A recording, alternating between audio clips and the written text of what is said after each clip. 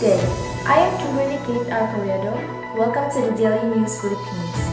Bringing you the IND news for Tuesday, 25th of October 2022. Early pregnancy is one of the pressing issues Filipino youths are facing today.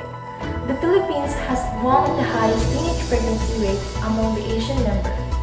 Despite the decrease of the total live births of teenage mothers aged 10 to 19 in 2016 from 203,000 to 183,000 in 2019.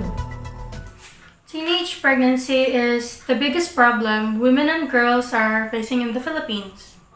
Based on data from the World Bank, as seen in the United Nations Fund for Population Activities or UNFPA, January 2020 policy brief on eliminating teenage pregnancy in the Philippines. There are 47 annual births per 1,000 Filipinas aged 15 to 19 years old, with the global average being 44, and every day there are 500 adolescent girls that are either getting pregnant or giving birth.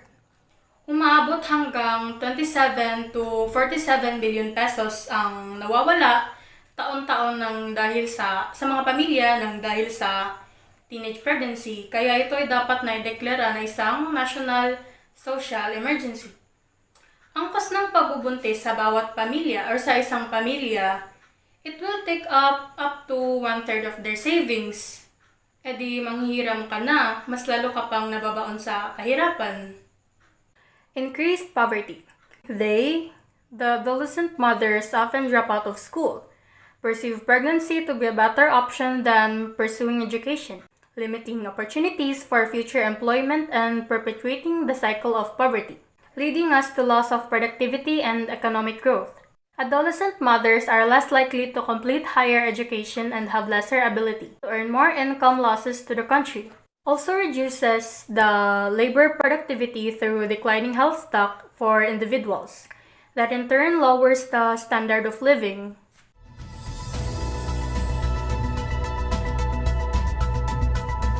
Bakit nagkakaroon ng teenage pregnancy? Ano ang karaniwang epekto ng teenage pregnancy? Sino ang mas maaapektuhan? Uyan ka ba sa abortion bilang solusyon sa pagpapagabal ng teenage pregnancy? Mayong hapon sa tanan, usa sa mga rason nga na ay teenage pregnancy kay mainly tungod jud sa poverty. Akip na ang lack of attention gikan sa ilang ginikanan, social media nga naka-impluwensya sa matag usa kanila ug temptasyon sa ilang palibot nga nagatulak kanila nga suwayan kining mga bulato na. Ug base sa nakalap na ko nga impormasyon, nakataas gihapon ang kaso sa teenage pregnancy sa kada tuig nga nilabay.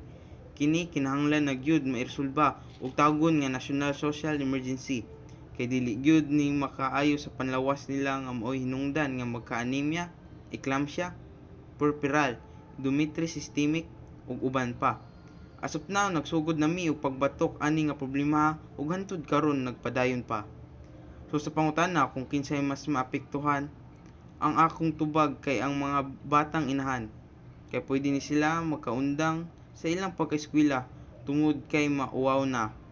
Then about sa abortion nga gisuportahan ni kanhi Civil Society Representative Miles Jibtahel, dili gyud ako mutugot anang butanga. Tanan kita nay katungod nga mabuhi aning kalibutana. Dili lang tungod sa freedom of choice ra, buang ra ang magunahuna nga sakto na siya. Maura kadto ug daghang salamat. Teenage pregnancy is one of the most pressing issues Filipino youths are facing today. The Philippines has one of the highest teenage pregnancy rates among the ASEAN members, despite the decrease of total live births by teenage mothers aged 10 to 19. Early childbearing may result in poor health outcomes and may be a threat to the country's economic growth. So para nako as a civil society representative, mas maapektuhan ang bata aning isyuha kaya wala sila'y mahimo ni ining problemaha. Maong mas maayo nga ipa-abort na lang sila. According to the National Demographic and Health Survey of the Philippine Statistics and Authority, or PSA, the percentage of young women who have begun childbearing is lower in urban areas than in rural areas. Young women with some primary education and those from the poorest households are more likely to have begun childbearing than young women with higher education levels and those from the wealthiest households. Nandito po tayo ngayon sa QFC kung saan maghahanap tayo ng ating pagtatanungan. Tungkol po ito sa teenage pregnancy kung ano po ang kanilang opinyon kung sino ang magsasuffer.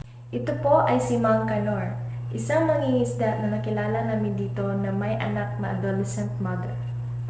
Hello sir, o maghisgot ta ba sa teenage pregnancy para nimo kinsa may magsuffer?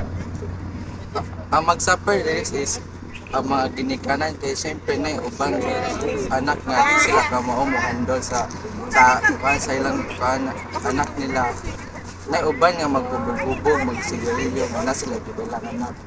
So sa among mga ginikanan kami motudlo ni nila nga kuan ba kung sabay mali ana o saktong buhaton human kay ug mga anak na sila siyempre ang ginikanan mo ay magbantay anak kay sa kay mga anak nila kay kuan sila magtrabaho o mag-eskwela ba sila tiwas mo tong ako ang opinion nga ang mag-suffer diri sa mga ginikanan. Salamat Mang Kanor, karon nakaroon dili sa imong side. The problem of the Philippines teenage pregnancy issue also roots from the lack of sex education and the age of consent. As a predominantly Catholic nation, it is expected that one saves themselves from marriage. So, discussing sexual intercourse, otherwise known as a birds and bees talk, is not something that Filipino children and adolescents normally get from their parents. The fear of discussing sex results in the lack of quality information in sexual education subjects. Sex education curriculums in schools have only been implemented roughly 7 to 8 years ago, coinciding with the passing of the Reproductive Health and Responsible Parenthood Act of 2012. However, these classes are still at their beginning stages and are usually not heavily required. So a lot of Filipinos are still uneducated about proper use of contraceptives and essentially safe sex. So as what I have mentioned earlier, I am a civil society representative. I strongly support sex education ug mga contraceptives kay panghatag sa mga estudyante. Kay kani, pwede makahunong or makalesen sa teenage pregnancy. To address the lack of sex education, an extremely young age of consent is vital for more young women to have the life they deserve. Currently, lawmakers are lobbying to increase the age of consent, but we the people should be more vocal in holding these lawmakers accountable, so they won't keep on pushing this issue to the back burner. As for the lack of sex education, there must be an active push to normalize talk about sex. Misconceptions on how sex education encourages the youth to engage in premarital sex should be debunked, as the lack of sex education and leads to more uninformed choices with undesirable consequences. Teenage pregnancy will not be an issue. Someone will finally be there to hold her hand and not let it be her downfall. And lastly, timan akong isulti.